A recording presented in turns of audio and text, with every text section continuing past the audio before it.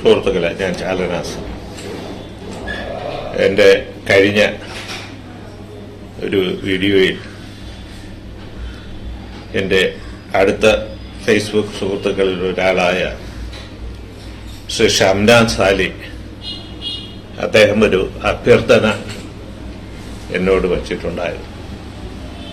ആ അഭ്യർത്ഥനയും അതിന് ഞാൻ കൊടുത്ത മറുപടിയുമാണ് എൻ്റെ ഈ വീഡിയോയ്ക്കൊപ്പം പിൻ ചെയ്തിരിക്കുന്നതും എൻ്റെ ഈ വീഡിയോയുടെ ഒന്നാമത്തെ കമന്റിൽ ഇട്ടിരിക്കുന്നത്. അദ്ദേഹത്തിന്റെ നല്ല മനസ്സിൽ അദ്ദേഹം ഈ കേരളത്തിന്റെ, പ്രത്യേകിച്ച് തിരുവനന്തപുരത്തെ പ്രവർത്തകരുടെ ഇടയിൽ ഉണ്ടായിട്ടുള്ള ഒരു വലിയ വിഷമത്തിന്റെ ഒരു കാരണമാണ് അദ്ദേഹം അതിൽ സൂചിപ്പിച്ചിരിക്കുന്നത്. ശ്രീ കഴക്കൂട്ടം ലത്തീഫിനെ ഈ പാർട്ടിയിൽ തിരിച്ചെടുക്കുവാനുള്ള ഒരു നടപടി എന്റെ ഭാഗത്ത് നിന്നുണ്ടാകണം എന്നാണ് അതിൽ അദ്ദേഹം പറഞ്ഞിരിക്കുന്നത്.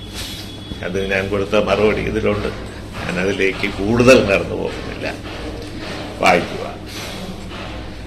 തീർച്ചയായിട്ടും അദ്ദേഹത്തിന്റെ ആവശ്യം എന്ന് പറയുന്നത്, അത് ഞാൻ നേരത്തെ സൂചിപ്പിച്ചതുപോലെ തിരുവനന്തപുരം ജില്ലയിലെ ബഹുഭൂരിപക്ഷം പ്രവർത്തകരുടെ ഒരു ആവശ്യമാണ്. ഞാൻ അടക്കമുള്ള അനുഭാവികളുടെയൊക്കെ ആവശ്യമാണ്.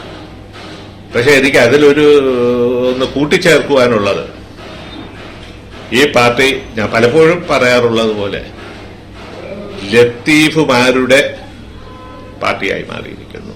അനുഭവങ്ങൾ കൊണ്ട് ഈ പാർട്ടിയിൽ നിന്ന് പുറത്താക്കപ്പെട്ടവർ, ഈ പാർട്ടിയിൽ നിന്ന് ബോധപൂർവം അകറ്റി നിർത്തപ്പെട്ടിരിക്കുന്നവർ, ഈ പാർട്ടിയിൽ നിന്ന് നിഷ്ക്രിയരാക്കപ്പെട്ടിരിക്കുന്നവർ,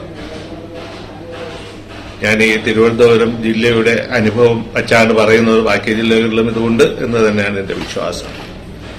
ഇത് ഒന്ന് രണ്ട് ഗുണാണ്ടർമാരുടെ കയ്യിൽ.